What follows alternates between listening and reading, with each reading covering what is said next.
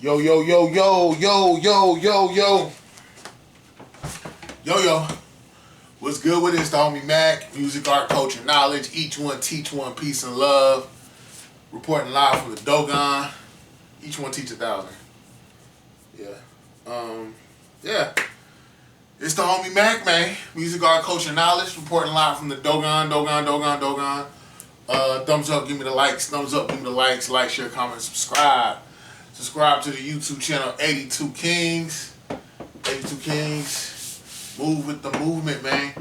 But yeah, this is a impromptu session of Mac Minutes. It's like 1:30 in the morning right now, but I felt an urge to make a Mac Minutes. Wakanda Forever. The Wakanda Forever trailer came out maybe 2 days ago.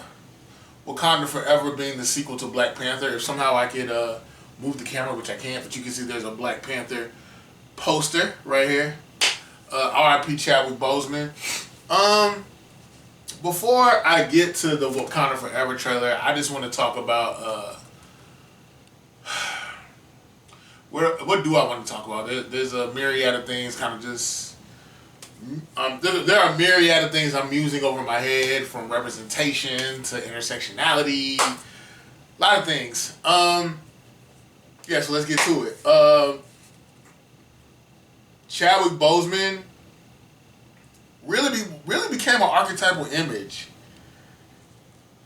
He became a representation for black manhood. Images are what control society. Images are what push narratives. Imagery is what imagery essentially. Imagery is what. It's almost like imagery. Psychologically, they have such a strong reverberation. They have such an impact on how people identify things, how people view themselves, how people process reality. Imagery. And media is one of the biggest ways to proliferate, disseminate, spread imagery, which has a psychological impact.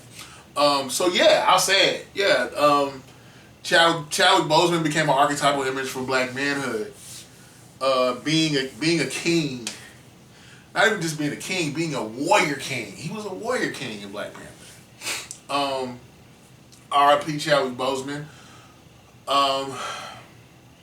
Due to his untimely demise, I guess a lot of things had to be shifted or adjusted in the sequel to Black Panther, Wakanda Forever.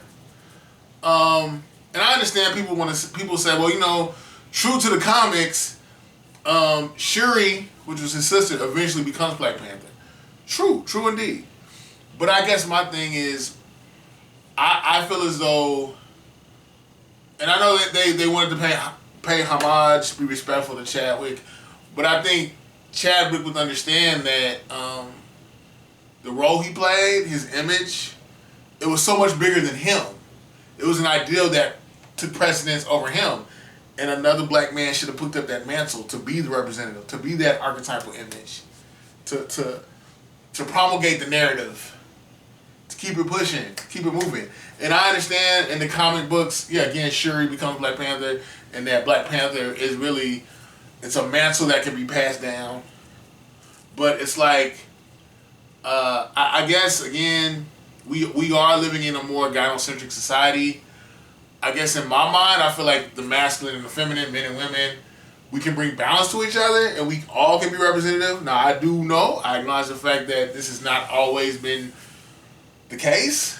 That for the most part, through media, we've seen a more white male representation for manhood, for leadership, for strength. Women have been subjugated, and all non-white males have been subjugated. The interesting thing about this Wakanda Forever trailer, it seems as though Namor being, it seems like he's the antagonist or the villain in this film. There's a heavy Mesoamerican aesthetic that comes with the images I saw. Atlantis depending on, I mean, I'm not gonna say where. I'm not even quite sure geographically where people felt like Atlantis was. Um, but the vibe I'm getting is you have two indigenous cultures that are clashing.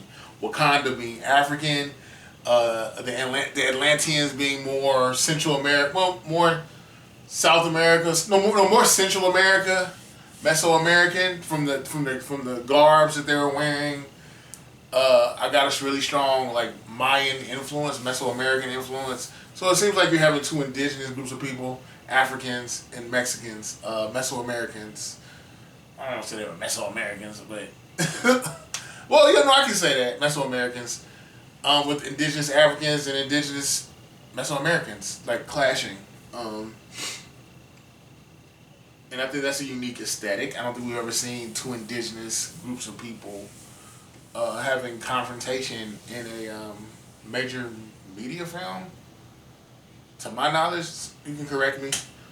I'll put my email address in the description box, so I'm open to correction. I want to learn too. But yeah, somebody to go back to the whole gynocentrism. There are a lot of black men who justifiably so feel as though history and media is essentially trying to erase them to the point where black men have no value. black men essentially are a footnote. And I've always tried, I've had discussions with black feminists, and they always talk about white male hegemony, or they talk about patriarchy. And I always say, if we're dealing in a patriarchal narrative, then the premise is for men to take other men off the chessboard. So what do? In part, you cripple the men, you subjugate the men, and you put their women on a higher pedestal, as to make the men dependent on the women, and the men are easier to destroy. Frances Cress Welsing, she spoke on that. There are numerous black women scholars who have pointed to that narrative.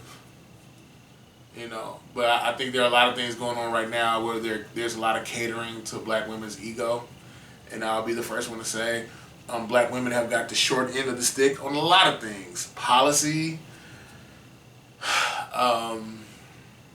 even mistreatment from black men. So I think I can understand, like, we've been crapped on for so long, and now we're getting attention and love, and now y'all black men want to bitch and complain and talk about how people are trying to erase y'all. And it's like, I understand the vitriol, I understand the vitriol, the anger, I get it. But it's like, let's not be so stuck in our feelings that we don't see the bigger scope of the narrative being painted. What's going on. Ultimately, the best way is like Dr. Amos Wilson said, the best way to destroy people is to destroy the love that they have for one another. Black men, black women, we need each other. Period. You can't say you love black people or be an advocate for black people, but you're anti-black men or anti-black women. Like, that just does not resonate. It doesn't make sense. But yeah, this trailer, somebody was... It's funny, but it's not funny, but it is funny. Somebody said that Wakanda Forever 2, the Wakanda Forever trailer is Waiting to Exhale with Spears. Thought that was kind of funny. But, I will say there were pictures of M'Baku being a strong black man. M'Baku was in beast mode and attack mode. But... Again, I feel like with the Wakanda Forever, we definitely could have found a black man to take the mantle of Black Panther. We could have found him. We could have stayed true to the narrative. Shuri, soon could have become Black Panther. Somehow we could have worked it out. But, like, again, what I said about images, I just can't imagine. I'm realizing, dialectics, yin and yang. A lot of times if you see certain people in power, you look at them as being powerful when you look at yourself as being powerless. So I saw Batman, I saw Iron Man, I saw a lot of white men that played these roles. And I think even subconsciously, I may have put white men on the pedestal in a lot of ways. But I can't imagine what I would have felt like to be 9, 10, 8 years old, and I saw Chadwick Boseman as Black Panther. That would have resonated with me so hard. You know, and I don't know. Some people could say everything I'm saying is a reach, but I don't know. I think there's much merit to what I'm saying. I really wish we could have recasted Black Panther. I mean, but who knows? I haven't seen the film. I've seen different. It's supposed to come out November 11th, but I've seen different. And I heard they filmed a lot of it in Atlanta, but that's a whole nother story. I've heard some people say how this whole film plays out, and I don't want to speak on it because I'm not sure how legitimate it is. But I'm interested to see this. I definitely will support Ryan Coogler. Salute to Ryan Coogler. I guess the thing that just kind of frustrates me is I feel like there's a heavy push when we talk about blackness, where a lot of black men are being lessened. And I've always said, like, I never understood the whole concept of black feminism, when literally the black community is a matriarchy. The black community is a matriarchy. For many different reasons. I'm not going to get into that right now. But I will support Wakanda Forever. I actually like Shuri, her character. I like how I'm seeing more black girls talk about STEM and talk about STEM due to Shuri. I don't want to just use her name from the film. Who is the actress that plays Shuri? Let me look it up. Who plays Shuri? Salute to Letitia Wright. Salute to Letitia Wright. I think she's done a phenomenal job. I love her character. Okay, she's from Guyana. Salute to her. Salute to Letitia Wright. I think she's a great actress, and I wish her many more. First time I actually saw her was in Black Mirror, but I wish her like much more success, much more roles, much more wealth. I think she's dope, and I hope that more black girls see her and they are inspired. But yeah, I really I don't think the rise of women means the fall of men. But again, I can't help but feel like there is an agenda to a lot of erasure going on in relation to black men. But yeah, I do want to see Wakanda Forever. I'm interested to see where this film goes with the Neymar being the antagonist. Angela Bassett, she got a little lit, got a little crunk, got a little aggressive in the trailer, so I'm curious to see how her character plays out. I'm really curious to see how. I wonder if Killmonger's gonna come back. I don't know. We'll see. I really want to see this movie. I'm really just interested more than anything to see how they pick up from where they left off on the first Black Panther. Yeah, just my thoughts. Something to think about. MACK Minutes. Each one, teach one. Thumbs up. Give me the likes. Thumbs up. Give me the likes. It's the homie MACK. Music, art, culture, knowledge. Signing out from the Dogon. I'm out. Peace.